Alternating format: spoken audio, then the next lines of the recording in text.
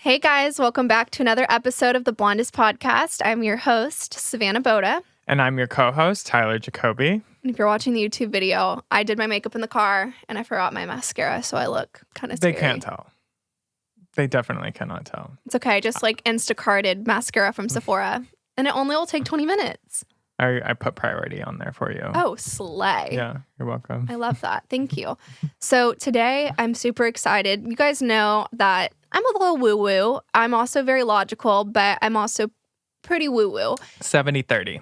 Yeah, definitely. And I did not know I had this gift at a young age because I would always feel things so deeply and just have this inner sense of knowing. And, parents, boyfriends, friends would just gaslight me into not believing myself because that inner knowing, you don't have factual based reasons to believe what you believe. It's not like you saw something for your own eyes. It's just this inner sense of knowing that something happened. And so it's really easy for people to gaslight you in that situation because you don't have proof and you don't have concrete answers. And so it's really hard to trust yourself when someone's trying to pull you away from something that you feel. And for a very long time, I just thought I was crazy. I thought I was dramatic. I do think, honestly, this played a really big part of my depression because, I just felt like I was wrong or incorrect about stuff, but years played out and a lot of things, they connect the dots. It might not happen the week after, it might not happen months after, but sometimes years later, things would come to light and it'd be oh my God, that one night that I woke up at 2 a.m. and had this weird feeling in my stomach that my boyfriend was cheating on me, he actually was, and I didn't know that till years later. And so I think it's such a powerful gift that everybody has if they tap into it. I think some have it naturally easier than others to have, intuition and just natural instinct and trusting your gut. But I do think it's something that you can be taught and learn how to do. And the first thing is to get away from anyone that gaslights you. And that is hard, especially if it's your husband or a partner or family members, friends. But you just cannot allow yourself to be around people that make you second guess yourself and make you feel crazy or wrong or try to gaslight you when you know deep down in your heart what's right. I feel that. Yeah. And I, made a lot of business mistakes by going against my intuition so many times. Recently there was a skincare line I was going to bring on and I had really weird feelings about it. And when I know something's for me, people might look at me from the outside looking in and be oh, Savannah's so impulsive, but it just is a feeling. It's a gut feeling, truly. If I feel that feeling right away, I'm it's a good decision. I'm going to do it. Yeah. I don't have to go run numbers or go through the facts or have a rhyme or reason of why I'm going to do something. It's just a gut feeling. That I should. And every time it works out amazing. Yeah. But every time I go against my intuition and I'm trying to please somebody else or I'm trying to make someone else happy or and I brought this skincare line on because I felt like I had to. And it wasn't because I truly wanted to, but I was you know what? It looks cool. It's fine. I should be okay. Yeah. It's not even you actively don't want to, but it's your brain's not saying it just doesn't feel I'm not feeling all the things that I feel when something's for me. Yeah. It's not this nauseous. Not doing that. Yeah. No, it's just indifferent almost. Yeah, it just doesn't make me feel anything or it just makes me feel weary. Yeah. Just kind of an airy feeling. But anyway, so I ended up going through with it. And that's the first time in the last 4 to 5 years that I haven't trusted my intuition when it comes to business. And yeah, it blew up in my face. Some of you might know, I'm not going to name names what it was, but some of you will catch on what it was. And it was bad. I lost $40,000 and had to refund a ton of people. And, it just didn't align with me and my business. And I knew better. And I think that's what's so frustrating. I'm not even mad at the company. I'm mad at myself because I truly knew better and I just wanted to please them and help and be helpful because I know my influence means a lot. And, I would never have done it if I had known what was to happen, right? Yeah. I truly thought it was I'm not feeling it 100%, but maybe I will, and it just was a no. And recently too, I had a situation, where I had this weird feeling to not pursue something with someone, not a relationship, but just Business. Yeah, business. I don't want to be too, Yeah. business. And, it was hard because like I felt bad and I just, had this weird feeling that it just wasn't the right fit. And it's like you have people you trust that tell you that it's a good idea. Mm-hmm. Or like that they like. Yeah, and that's hard when you have is. outside influences like pushing you to do something, but like at the end of the day, like what's right for you. Exactly. And so anyways, I ended up not pursuing this business relationship with this person, and like their reaction to that like gave me every reason of like that's why I didn't do it. Like if you're going to act this way when I'm making like a mature decision of what's best for me and my business, like then this shouldn't have ever happened anyway, right? Yeah. And so I think just gut instinct is so important. And of course, I do believe like you should also look at things logically and run data, run stats before you make a big financial decision. But truly, 99% of everything I built in my business is from an instinct. It is like, this is what I need to do next. And it's so easy too. And I always talk to people and they're like, I just feel so much resistance with like this relationship, or I feel so much resistance with this job, or I feel so much resistance in XYZ. And there's a difference between something being difficult and hard and resistance where like things are just not going your way. Like how hard you try does not matter because it's just not working. Yeah. And that's God or the universe, whatever you believe in. I believe in both. I believe in spirituality, and I also do believe in Jesus and God. So I think they're all intertwined. I think we're all low-key praying to the same thing in different ways. And that's just my take on religion. I feel like, everyone just calls it something different, but we're all speaking to the universe, God, whoever you want to call it. So anyways, what I'm trying to say is it's not for you, and those are the signs. It should not be hard. Now, I think, if there's something you want and you're working towards it, of course, it's going to be a little bit difficult, but it shouldn't be like crazy things that are roadblocks stopping you from getting to your goal. And if that's happening, you're not where you're supposed to be. I've struggled my entire life with literally everything I've tried to do. And the first thing I didn't struggle with a ton was skincare. And that's how I knew, like, I knew God was saying, like, this is where I want you to be. This is where you're supposed to be. And I've never had or understood when people say like God talked to them, or like, like I would literally picture like Jesus coming from the clouds and being like, go forth, my child. And like, I was like, that's not going to happen. Like, I'm a realist too. Like, he's not coming through the clouds, guys. But I think God and the universe works through you in special ways of like just sensations and feelings. So for me, like the first time I ever like had that experience with God was when I was walking into the aesthetic school, and I was like going in with my mom, and I was going to sign up for classes.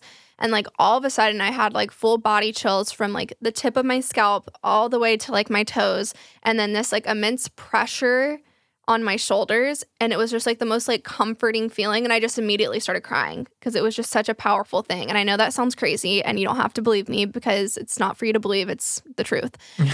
You've said crazier. It's 1000% true. And so, like I knew like whether it was God, the universe, I was just, this is where I was supposed to be. And I never felt so clear and so sure. Yeah. And I like, would gaslight myself, and I'm like, no, I didn't really feel that. And I was like, no, I did. And I was like, why would God want me to be in skincare? Like, it's so superficial. And I was like, now being in the industry, it's not. It's life-changing. It's changed my entire life. And I truly believe when you're living in your purpose, things come so much easier to you. And when you're doing things that are for you, you're going to move the needle faster than you would if you're doing something that doesn't align with your journey and your life plan.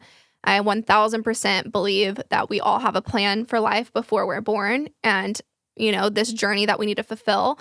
And when we move towards that, we are blessed with money, with success, with happiness, with a good family. All of the things that we want come to us so much easier. But when we're living a life away from that journey, things are going to be harder and not easy for you. Like, there's no reason I should be this successful in a skincare industry, Yeah. And it's because it is my path and it is what I'm supposed to be doing. And everything has just lined up so beautifully for me because I'm living what I'm supposed to do. Yeah. And I mean, it took you time to get there. I mean, I guess you just have to try a bunch of shoes on and see what fits, and what aligns with you, because it's hard. And I think, a lot of people are scared to be an entrepreneur or are scared to do something that's not going to make money. Like, I've told this story a million times. I was fully aware that I was either A, going to be living on my parents' couch, or two, going to be married to like a very old man so that I could be wealthy.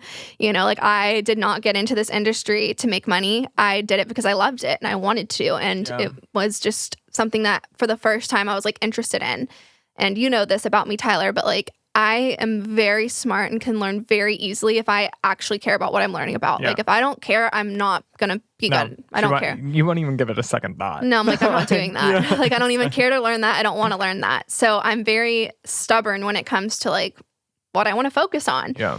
And, my parents were like, obviously worried about me doing this because they're like, she's, a C student, she wasn't the smartest. College, I was very good in college, but that's because I like really was focused. And I honestly, sidebar, I think it's kind of crazy that we put so much responsibility on literal 17-year-olds to like decide their future. Like, it's insane to me. Like, I'll never understand that. Like, for you, and even at a young age, for you to comprehend, like, your grades are going to literally dictate what school you go to and what kind of job you're going to get one day. Like, at that age, like, you're not even mature enough to like make decisions, like I think it's so crazy that we do that because like now, like if I was going now to school, like I would have taken it so much more serious because I understand, but like you think nothing can hurt you, everything's going to be okay, like you're just immature, you don't understand it.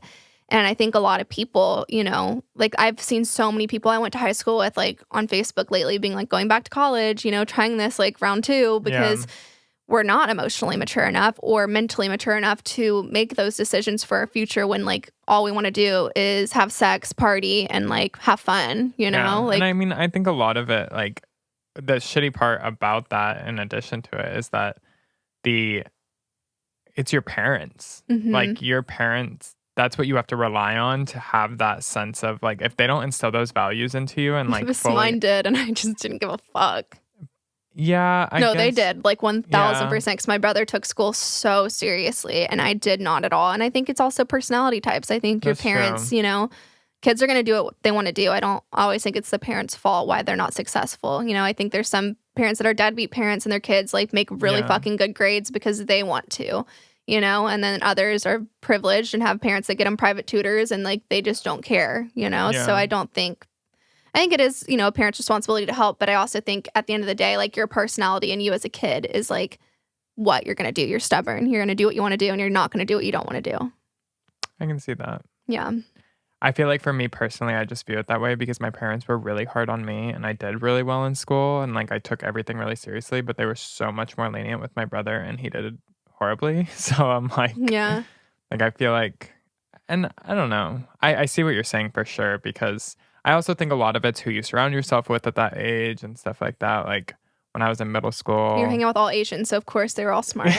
So like I was but in middle school I like didn't care as much. But then when I like got involved with orchestra, like you were around like the smartest people in the entire world that were going to Harvard and Yale and all of that. I was around people that are in jail now. Put vodka in water bottles and went to school drinking them. That's who my friends were. No, it's actually insane because like I still feel like every year I get older, like I'm like, last year I was so stupid. You know what I mean? Like it's like I'm so much more mature now. And like the fact that like I'm 25 now, so 7 years ago is when I was like making the decision what I wanted to do with my future. It's like what? Like it's crazy. It doesn't make sense. And I made the wrong decision, but I quickly realized like I had that intuition feeling like this isn't what I want to do for the rest of my life. I actually saw a TikTok. Did I send it to you? The one where it was like A+ students and like they're all sitting in like these teeny tiny little cubicles and like this really like ugly fluorescent lighting office, and it was like C+ students and like they're all in fur coats and champagne on a jet. No, you didn't send that to me. It's so funny. I was like, that's me.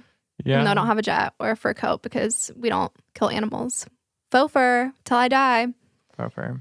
But yeah, I was like, damn, me. But I do think, I think there's school is measuring, compliance and obedience, and structure. And I think it's not really the test of like how smart you are. Because I think there's a lot of people that did terrible in high school and college, and it's just because of the learning environment. So I don't think that's like a true way to measure like someone's intelligence. Like I am extremely smart, but I'm also really fucking stupid. And it just depends what the topic is. Yeah. Like I slayed game night trivia. I did actually very good.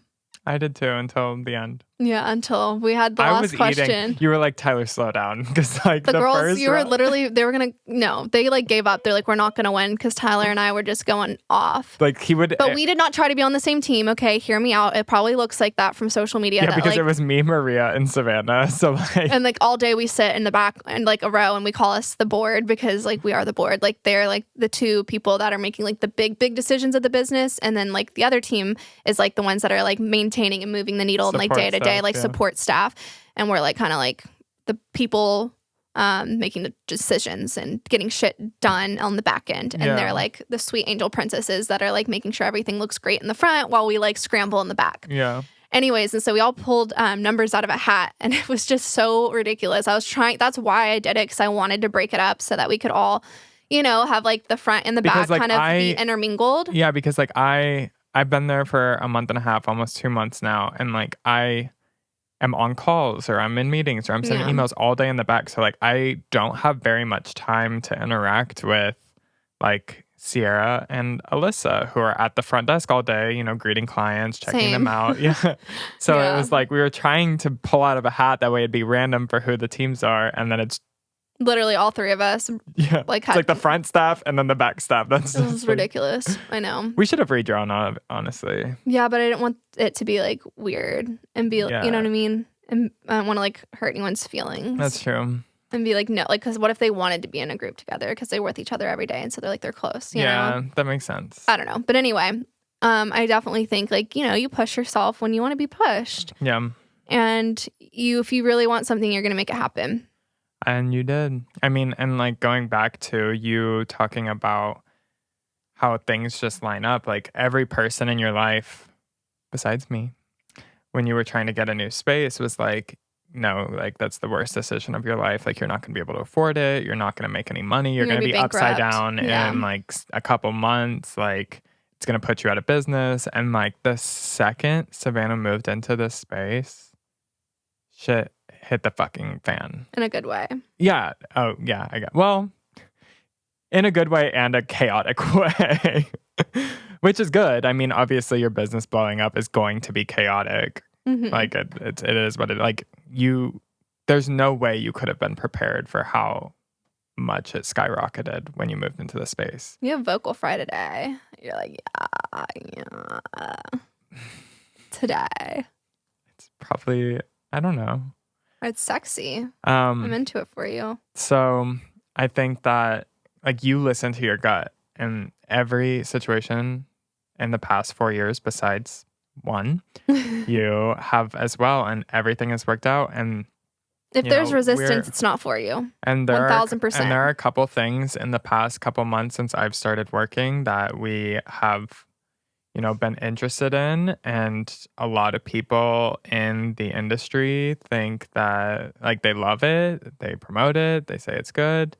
And then Savannah's like sitting there and she's not saying no when we're talking about it, but she's like, I just don't know. And we reschedule meetings or we do stuff and we just push it off. And then like, I'm like, there's a and then reason I keep something, doing and it. then like a couple weeks later with one The of the cat got out of the things- bag with like Yeah. a huge thing. I'm like, thank fucking God it would have been another like other company situation 2.0. Yeah, exactly. And so like it's like we waited and then something came out and Savannah's like, see, I fucking knew it. And then she was like, anything that we had that she was like tentative on, she was like, no, I'm trusting my gut. Like Done. done with everything. We're not doing Yeah, it. because sometimes I'm like, oh, are you being like too woo woo? But no, your gut knows, you fucking know, and your body who's for you, who's not for you. Like, there's a person in my life that like I get weird fucking energy from, and I know that they're not for me. And so you have to distance yourself and separate. Like, if you get weird energy, it's because there is weird energy. 1000%. Don't question it. If the vibes are weird, it's fucking weird. If you don't feel safe or comfortable, you don't feel safe or comfortable. Like, if something gets canceled or you're trying to buy a house and you don't get that house, there is a reason that's happening. If your trip gets canceled, there's a reason that happens. Like, everything happens for a reason, and the sooner you understand that, the less frustrated you're going to be when things don't go the way you want them to, and the more safe you're going to be and protected, because God and the universe is constantly trying to keep you away from harm. So, like, when we were supposed to go to the Nicki Minaj concert and it got rescheduled, like, I could have changed my flight and come home early, but no, I just let things play out the way that they played out, because who knows what would have happened if we went to that concert. Maybe like we would have gotten a car accident on the way there, or I would have been like jumped, or like. Well, I heard it wasn't a good concert anyway. So yeah, and she came out like very late. She got on like 11. The concert started at 8. She got on at 11:30. I probably would have left. She was by 11. People did leave. Yeah, so that's probably what I would have been like. I left of my vacation early to go to this concert, and I didn't even get to stay because it's way too late for me. Yeah, like we had work the next morning. She like. Apparently she was like almost taking it out on Dallas because she played Houston the night before. Mm-hmm. And so like she was supposed to have a day off. Like apparently her voice was like raspy. She sounded like shit. She got on at 11. Like she kept on taking breaks in between, and like it didn't finish like 2:30 in the morning. That's crazy. And so like you would have not been down for that. Yeah. So I think it worked out. It did work out. So anytime in life something doesn't go your way, guys, someone's protecting you. Your angels, Jesus, God, whoever you believe in, the universe, your spirit guides, someone is out there taking care of you and watching for you and making sure that you are protected and safe. So don't get frustrated when there's resistance. Be glad that there is, because that's a sign that it's not for you. And I think when you switch your mindset to that, life is so much nicer and so much easier. Like, you can get frustrated and upset that like, you didn't get the house that you wanted, but you don't know what's going to happen. Maybe in 6 months, something even better is going to come, and you would have been like, damn, like, I wish I didn't get this other house, Yeah. because I wanted this one more. So, like, things always happen the way they're supposed to happen. And I think when you have no expectations, you just can't get hurt, and you just let things happen the way they're meant to be. Yeah. And that's all I got. Trust your gut. Trust your gut. And take your probiotic to keep your gut happy. That's it. Clear skin, balance, and restore. Slay. SavannahButter.com. Lactobacillus. We love it. All right, guys. We'll see you next Monday. I love you, and I will have mascara on for the next podcast/YouTube video. Actually, I don't fucking know. It says they're like a couple minutes away, but it did ask me if I wanted to add a rotisserie chicken to my thing. Should we get rotisserie chicken? I feel like that's kind of iconic. They'd be like, what are they doing? Mascara and rotisserie chicken. Yeah, Ashley's on a way. She's been a shopper for 2 years. She has 5-star ratings. She's known for smooth delivery. She's known for extra effort. And She better be hitting that gas pedal. Okay, love Not you me guys. paying $60 for mascara to get delivered to me, but you know what? And you're still gonna be barefaced in the next episode. I know. They lied. They said it would be here by 12. Yeah. They now are saying 1:11. Ashley, you're not going above and beyond. Wait, why do I not want a rotisserie chicken? That's disgusting. Have you ever had Boston Market? Didn't we go? What's the place we went to on Oak Lawn one time? Modern Market? Okay. The place where we got the sandwiches? Or the salads? When? I don't ever recall eating a salad with you, babe. Like, ever. I cannot rack my brain. It's like that place where you got the wine, or like for land. It was like... Italy? No. That's Italy. In Oak Lawn. That's Italy. No, it's Wait, not. Eatsies. Okay, maybe that's it. Eatsies. It's like a market, but then they had like that. Yeah, no, back, Boston like, Market is like fast food rotisserie chicken. Oh, no, I've never And been. it used to slap. It's so good. See, even Paul says it's good. Never been. It was so good. There's not one in There used to be one next to my house. No, I don't know what happened to the Boston Markets. I lived in R.I.P. Boston, and I've never seen a Boston Market. Well, you missed out. It was an era. Okay. Boston Market fucking hit. And now I'm sad. Their mac and cheese was so good. And the rotisserie chicken was so good. And the reason I know is because like that my mom would get my brother Chick-fil-A and then would get me fucking rotisserie chicken from Boston Market because I was a fat little girl. I had to fit into those dance costumes. That's funny. That's not funny. Like my whole but it's childhood was funny. Boston Market or La Madeleine. La Madeleine slapped. Yeah. Their pesto chicken pasta. Except when my mom would be like, you get like a little drip of dressing, eat your lettuce. Oh, that kind of La Madeleine. No, my mom would get me like 2 extra of those sea salt baguettes that hit. But no bread. I was chubby, so probably. We were just little fat kids. Yeah. It's okay. We grew up. Love y'all. We love you See you guys. next Monday. Bye.